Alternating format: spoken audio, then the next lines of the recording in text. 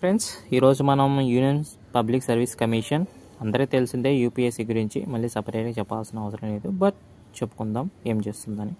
So union public service commission is a constitution body. So ఇది రాజ్యాంగబద్ధమైంది అంటే ఇది independent body, అంటే ఎవరు దీని మీద పెత్తనం చేయలేరు. సో ఇది ఇండిపెండెంట్, సపరేట్గా చేస్తుంది. గవర్నమెంట్ దీనికి సంబంధం లేదు, ఇది ఒక సపరేట్ బాడీ అనమాట. అయితే ఈ యూనియన్ పబ్లిక్ సర్వీస్ కమిషన్ ఏం చేస్తుందంటే ఇది ఒక recruitment agency. Central recruitment agency అంటే మనకు అందరూ తెలుసు, ఆల్ ఇండియా సర్వీసెస్ అని ఉంటాయి. అంటే ఐఏఎస్, ఐపీఎస్, ఐఎఫ్ఎస్ అంటే Indian forest service.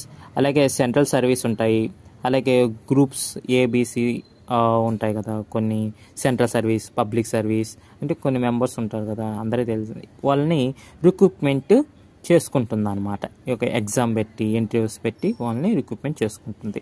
So recruitment చేసి వాళ్ళకి ట్రైనింగ్ ఇచ్చి వాళ్ళొక పర్టికులర్ డిపార్ట్మెంట్స్ ఉంటాయి కదా గవర్నమెంట్లో, ఆ డిపార్ట్మెంట్స్లోకి అలకేట్ చేస్తుంది అనమాట. అది యూపీఎస్సీ చేసే పని.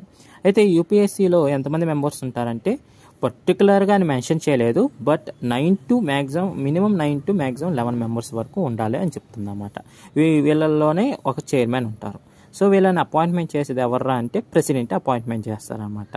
అయితే వీళ్ళకి ఒక క్వాలిఫికేషన్ అంటూ ఏంది స్పెసిఫిక్గా మెన్షన్ చేయలేదు, బట్ ఈ మెంబర్స్లో 50% అనే మెంబర్స్ అట్లీస్ట్ 10 years వరకు గవర్నమెంట్ ఆఫ్ ఇండియాలో లేదా గవర్నమెంట్ ఆఫ్ స్టేట్లో, అంటే సెంట్రల్ గవర్నమెంట్లో అయినా అలాగే స్టేట్ గవర్నమెంట్లో అయినా ఒక 10 years వరకు ఎంప్లాయ్మెంట్ అంటే గవర్నమెంట్ ఎంప్లాయ్ అయి ఉండాలన్నమాట. 50 members వరకు.